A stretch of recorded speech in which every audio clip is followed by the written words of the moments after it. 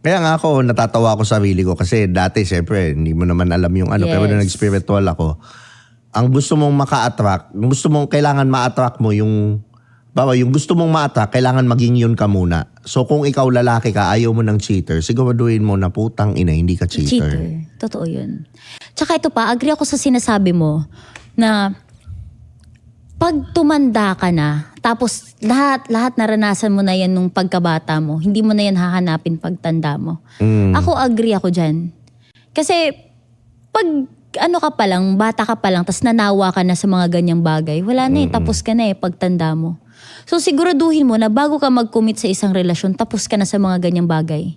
Mismo. Para hindi ka na, alam mo yung ma-curious kung paano yung pakiramdam na ganyan. Para sa sarili mo, buo ka na. Alam mo, advice ko kasi sa inyo, yung mga 20 plus na babae, huwag kayong magjojowa ng mga 20 plus din. Kasi mga cheater pa yan, dapat ang jowain yung 30 pataas, yung mga tito. Yan yung medyo sawa. Pinopromote mo na naman sarili mo Hindi naman, may mga believe naman ako sa mga edad na 24, mga ganyan 20s na Meron, no? siguro naranasan na rin lahat ng hirap, Yun, lahat depends ng din, sakripisyo, depends. diba? Depends. Yun na naman siya sa Yun ang tito niya Pero pag tito na, wala na yan, relax na yan. Hindi na yan mag-cheat. Gusto na lang yan, alagaan ka, mahalin ka, ipag-shopping ka, di ba? Basta pag uwi niyan, yun na, alam mo nang gagawin mo. Tuwad. Pero ito Bray.